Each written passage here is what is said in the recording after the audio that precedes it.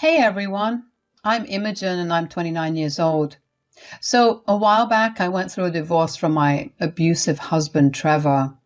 I was stuck in a really toxic marriage and sometimes you need a nudge from someone to break free from such situations. Surprisingly, that nudge came from none other than my mother-in-law Kiki. Trevor and I had an unexpected start at the Cheesecake Factory. It was funny because we shared the same birthday and we both happened to be celebrating there. Trevor had this charming look with long, slicked back hair and an adorable face. My friends pushed me to go talk to him and get his number, so I did. That's how we started chatting. Trevor, well, he was a man of few words. Quite the mystery, you know. He had this way of keeping his emotions close to his chest, not opening up much. But strangely, there was this unspoken understanding between us, a sort of unspoken connection that felt comfortable. After a year of dating, we decided to tie the knot. We bought a house, we were both working, and things seemed pretty stable. About a year into our marriage, we felt it was the right time to start a family. When I found out I was pregnant, I was over the moon with joy. I shared the news with Trevor and he was ecstatic. We even had a gender reveal party. It was a baby boy. Trevor had always dreamt of having a son and he couldn't have been happier. He started preparing the baby's nursery, building the crib and talking about all the wonderful father-son moments he envisioned. But then our world shattered when I experienced a miscarriage. I called 911 while Trevor was away. When he reached the hospital, the doctors gave us the devastating news that we had lost our baby boy. It hit us both hard, especially Trevor. We supported each other through the tough times, and a year later we decided to try again. I became pregnant once more, and it was another baby boy. 5 months into the pregnancy, history repeated itself with another miscarriage. Trevor, who had built up so much hope, was heartbroken for the second time. I battled depression, unable to get out of bed, but Trevor didn't seem to notice. He was lost in his own grief, and it created a distance between us. He started sleeping in the guest room, and our communication had gone down the drains. I figured he needed space and time to heal, so I gave him that. However, a month after my second miscarriage, Trevor lost his job. I still remember the day he came home after that. I heard the sound of breaking glass and immediately rushed into Trevor's room, only to find a shattered plant pot. "What happened? Are you okay, Trevor?" "Okay, Imogen. I just got fired." "I'm so sorry, baby, but sometimes life is not fair, honey. You'll find another job. You've got a strong skill set." "Baby? You were calling me baby and offering support as if everything is just fine between us?" "Trevor, we're going through a rough patch, that's all. It will pass." "No, Imogen, it won't. Since the day I married you, it has been like everything in my life has gone wrong." "What do you mean?" "I don't know if you want to hear this, but it feels like this marriage is cursed. 2 miscarriages, losing my job of 4 years. It's like the universe doesn't want us to build a family or move forward. I'm just so tired." "Trevor, that is not true. We love each other, and we entered this marriage together. Every marriage has its ups and downs. Don't worry, I have my job, and I'll take care of everything until you find a new one.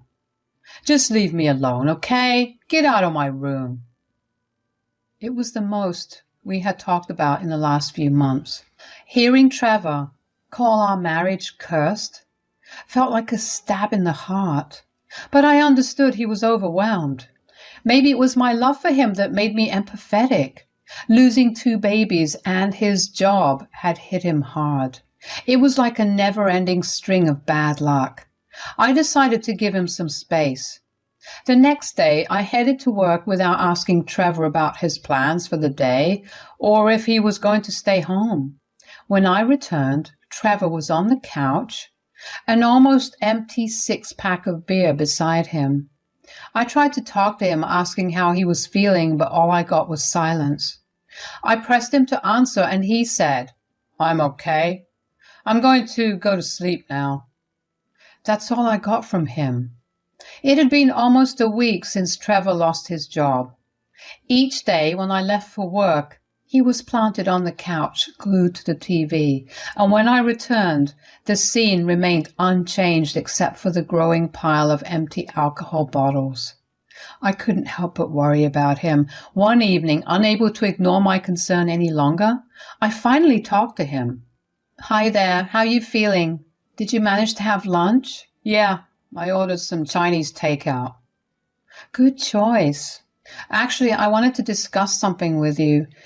I understand it's been tough and you're going through a lot. However, I'm concerned about the amount you're drinking, Trevor."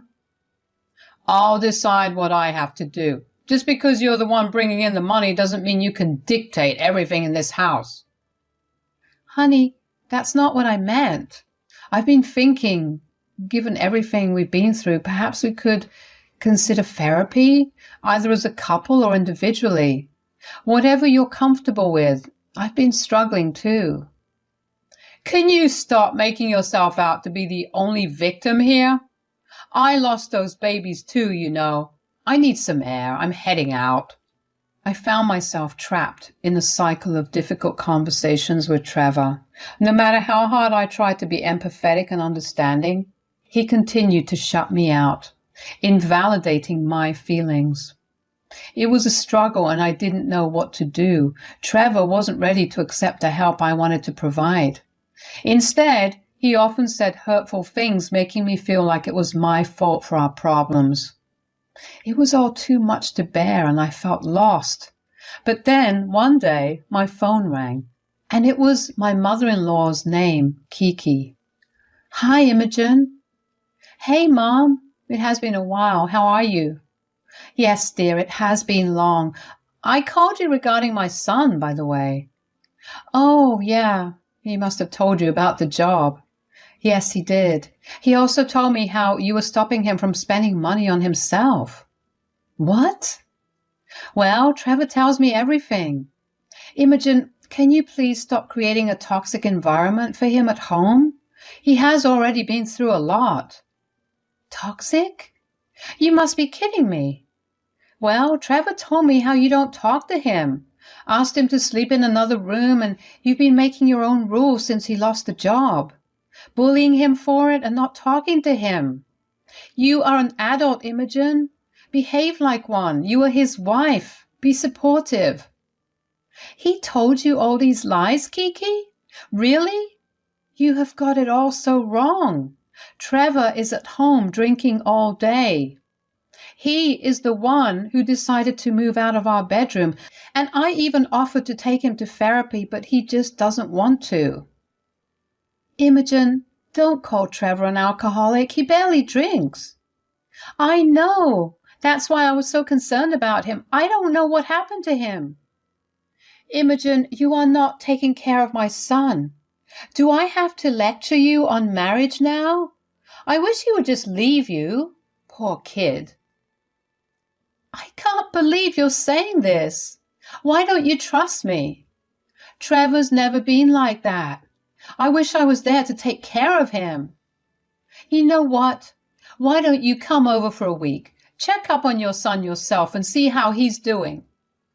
"Maybe that's not a bad idea. Trevor will be glad to see some positivity in the house." "Sure, whatever you say." I was furious with Trevor for lying to his mom about me when he was the one keeping his issues to himself. At this point, anger was my predominant emotion.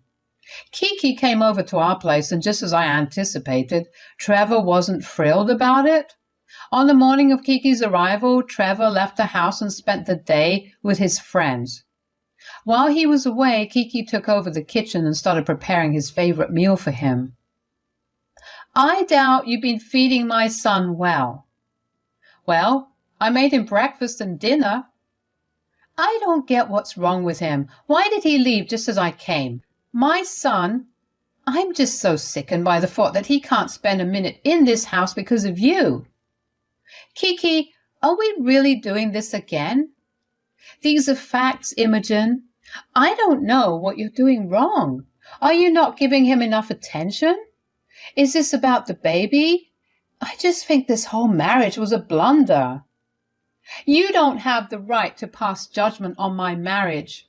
You're here for a week as Trevor's mother, but this is our life. Oh, honey, don't worry. I guess I'll have you out of the house by the end of this week. My son needs someone to open his eyes. Kiki was super sure her son was right. I decided not to argue anymore. I thought she'd figure it out eventually, so that night, Trevor did not come home for dinner and Kiki called him a bunch of times, but he finally picked up and yelled that he would be late. When Trevor got back home, Kiki tried to cheer him up by telling him she had cooked his beloved crab cakes. Trevor was not in the mood for food, though. Kiki, being the persistent type, pushed him a bit. He stormed into the kitchen and dumped the crab cakes she had made into the trash. Then he spotted a fresh batch of brownies on the counter and tossed them out as well.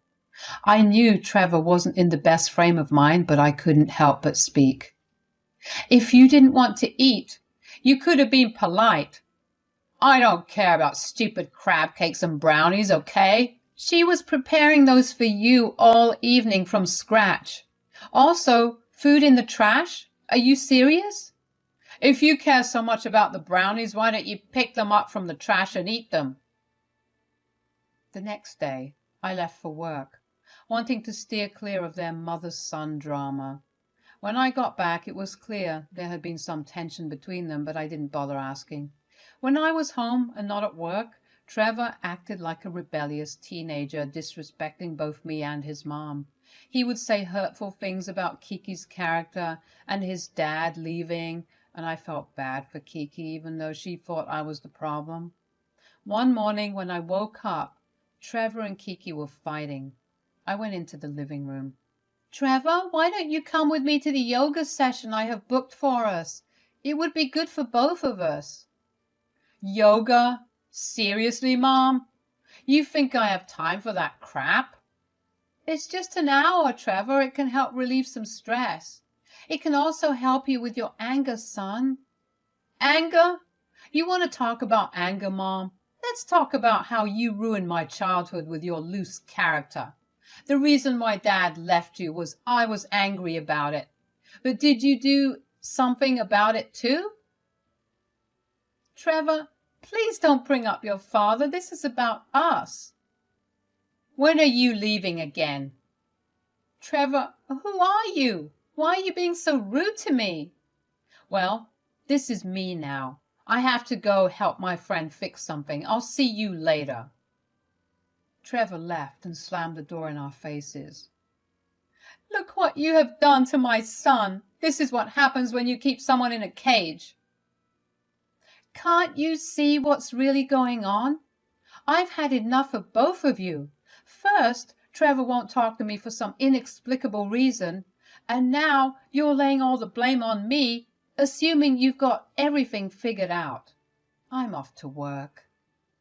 When I got back from work, things were a total mess. Kiki had her bags packed, and both Trevor and Kiki were there. I was seriously confused about what was going on. Wait, Kiki, I thought you were planning to leave at the end of the week. What's happening? I don't know. I went for a walk, and when I came back, I found all this. Mom, you were leaving. I got you a flight ticket back home, and I paid for it with my card. I also took some cash from your purse.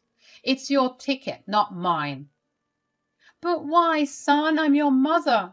Why are you pushing me away? You're trying to control my life, Mom, telling me not to drink, to get my act together. I am a grown-up now. What's wrong with you? I only want what's best for you.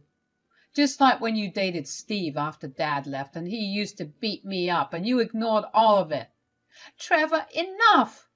Why can't you let it go? Is that girl putting all these things in your head?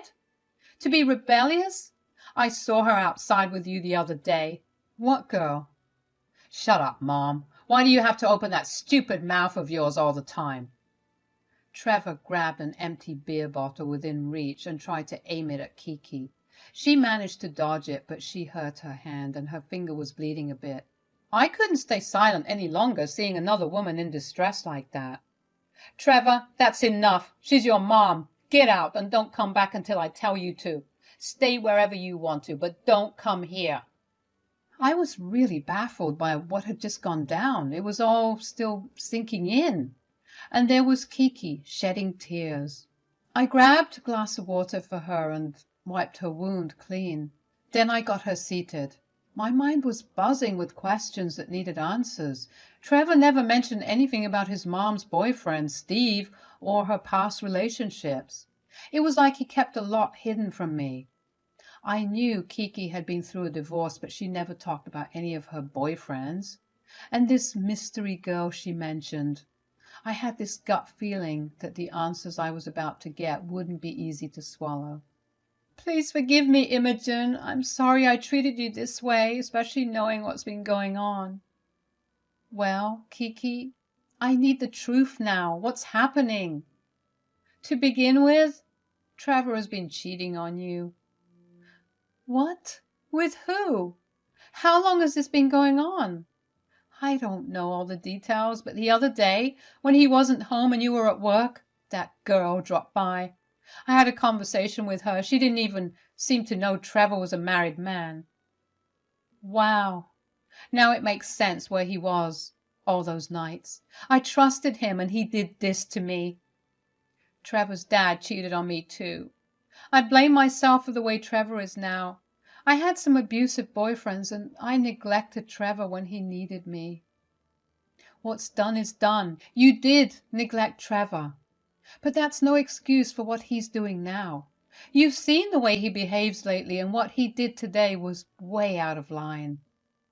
I'm not making excuses for Trevor. I can't even recognize him anymore. He needs help. He's becoming the person he once feared. He has become a monster. From one woman to another, Imogen, I'm begging you to leave him. He's abused you and cheated on you, and now he's out there ruining his own life. You have a future ahead of you. I'm so sorry for my son. You should talk with him. You can stay here for another 2 days until you have your actual flight.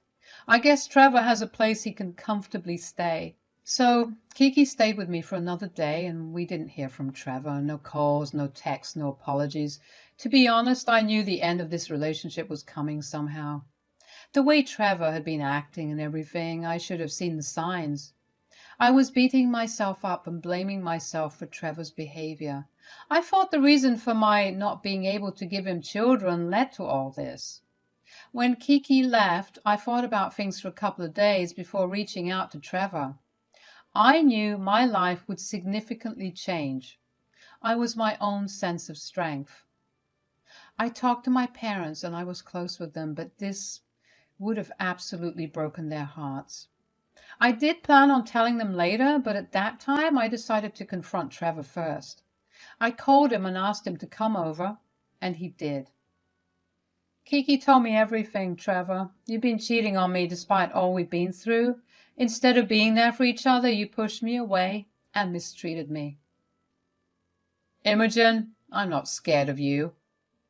Your attitude, that's exactly what I mean. And with the incident with your mom, you need some help, Trevor. Whatever. You've changed so much. You used to be quiet, but this anger, where's it coming from? I wanted to start a family and you couldn't give me that. I lost my job. It's like you're bringing bad luck, and then you blame me for being angry? Honestly, I don't want to be with you anymore, Trevor. You're not the person I fell for. So, you're leaving me? That's right. Who's going to handle groceries and other essentials? I don't have a job. I can't even pay for gas. I can't take care of stuff right now. You're such a man-child. Seriously? You expect me to do all that while you're out there cheating on me and treating me like dirt? Come on, Imogen, I'll end it with her if that's what you want. Seriously? Do you think I'm that naive? Am I your money machine or what? It's over, Trevor. After parting ways with Trevor, I found myself on a new and unexpected path. Divorces are never easy. Kiki gave me a call after the divorce. She informed me that Trevor had been crashing at her place and that his girlfriend had broken up with him. Life has this funny way of turning the tables sometimes. I remembered how Kiki had once vowed to open her son's eyes, but it turned out that her own eyes were the ones that truly opened. I decided to set up my own place, and let me tell you, it feels like a fresh start. The Trevor chapter had its share of complications, and it left its mark. So I decided to seek help and started therapy to work through the issues and become a better version of myself. In one of my therapy sessions with Alicia, she brought up something. She casually suggested the idea of me becoming a single parent through adoption. Her words stayed with me even after our session was over. Just last week, I did something pretty brave. I went to an adoption center, filled out some forms, and started training to become an adoptive parent. I'm really excited about this new chapter in my life. It's giving me hope and making me look forward to what's coming.